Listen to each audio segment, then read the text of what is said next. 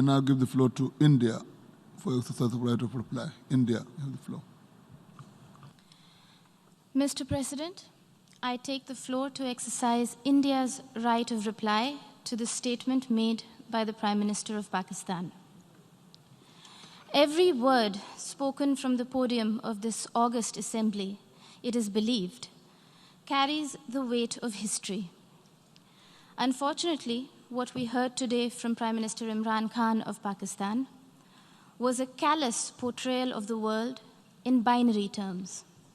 Us versus them, rich versus poor, north versus south, developed versus developing, Muslims versus others.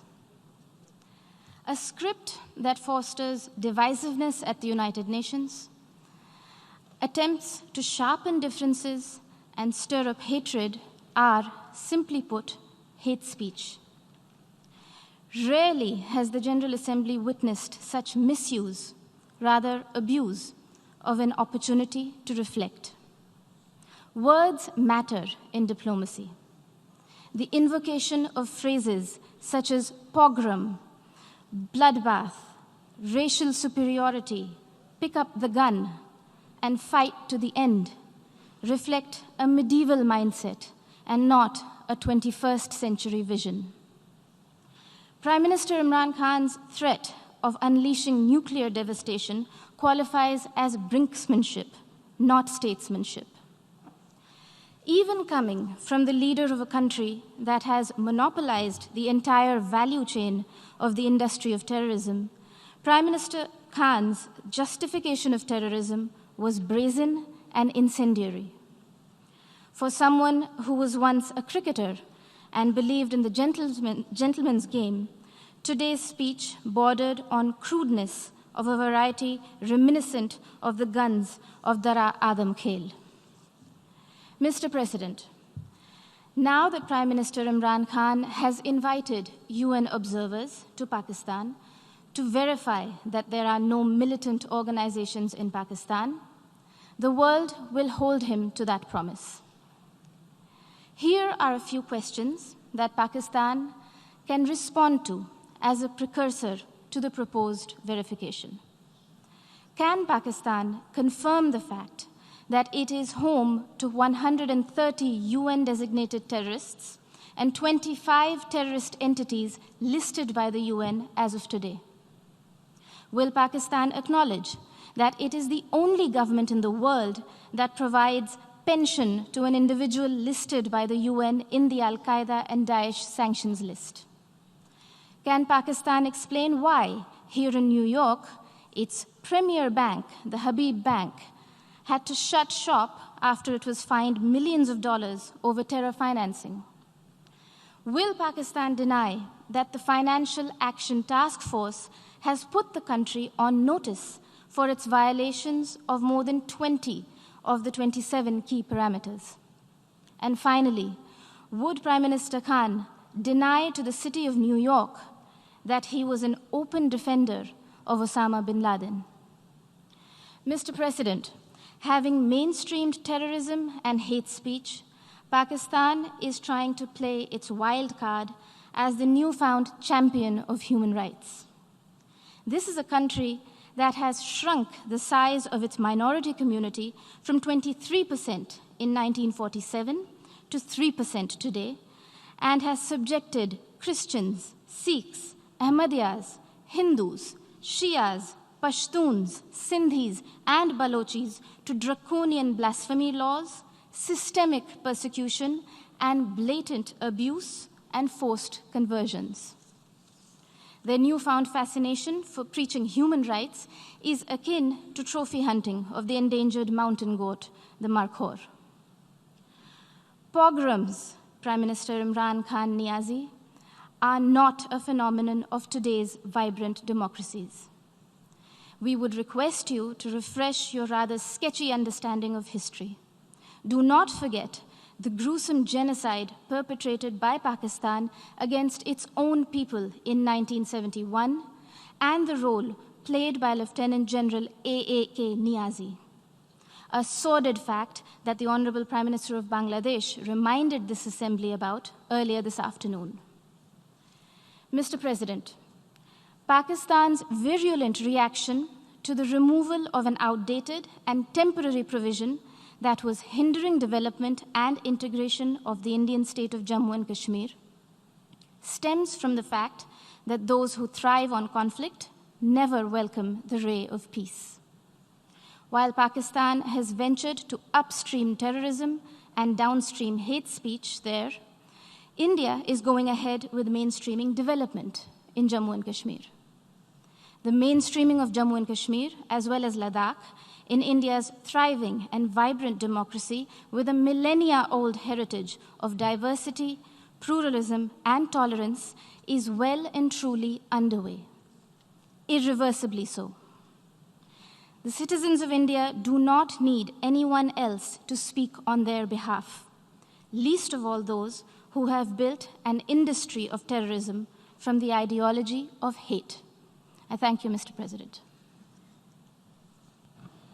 I thank the representative of India for her remarks. Called Death Wish. This guy gets mugged by and his family, his wife gets killed or something. He can't get justice. He picks up a gun and he goes around shooting muggers. And the whole cinema cheers him on. So what do you think the Muslims are thinking right now?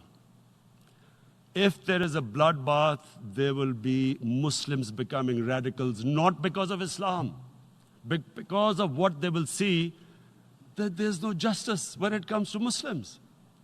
There were Rohingya Muslims, Myanmar, who are, God knows, almost 1 million people out, ethnic cleansing.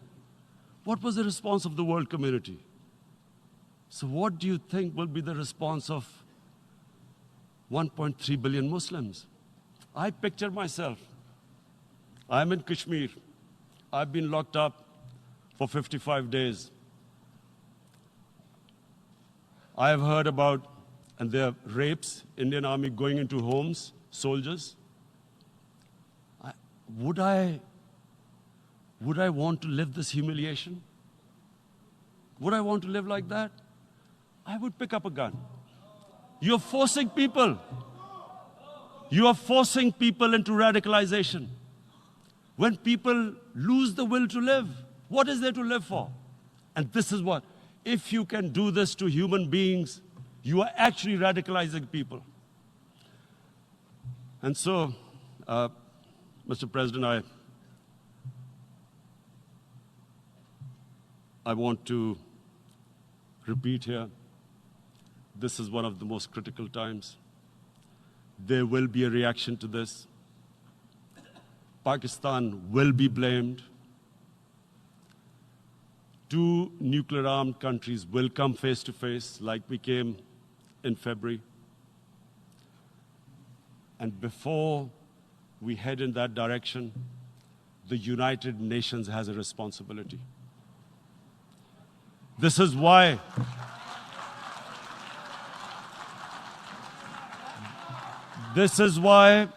the United Nations came into being in 1945. You were supposed to stop this happening. I feel we are back to 1939, Munich. Czechoslovakia has been taken, annexed. What is the world community going to do? Is it going to appease a market of 1.2 billion, or is it going to stand up for justice and humanity?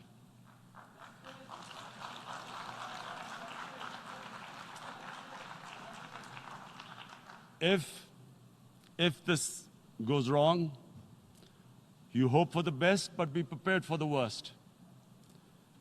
If a conventional war starts between the 2 countries, Mr. President, if a conventional war starts, and anything could happen, but supposing a country 7 times smaller than its neighbor is faced with the choice, either you surrender or you fight for your freedom till death. What will we do? I ask myself this question. And my belief is, La ilaha illallah, there is no God but one. And we will fight. And when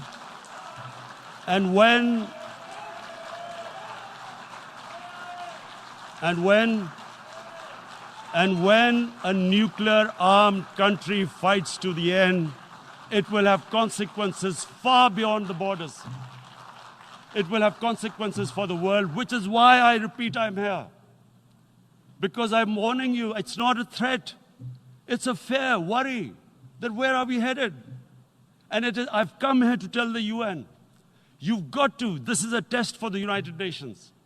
You are the one who guaranteed the people of Kashmir the right of self-determination. They are suffering because of that. And this is the time. This is the time not to appease like in 1939 appeasement took place. This is the time to take action. And number one action must be that India must lift this inhuman curfew, which has lasted for 55 days. It must free all political prisoners, and especially those 13,000 boys that have been picked up. Parents don't know where they've disappeared. And then the world community must give the people of Kashmir the right of self-determination. Thank you. अध्यक्ष महोदय, UN peace keeping missions में सबसे बड़ा बलिदान अगर किसी देश ने दिया है तो वो देश भारत है। हम उस देश के वासी हैं जिसने दुनिया को युद्ध नहीं, बुद्ध दिए हैं, शांति का संदेश दिया है।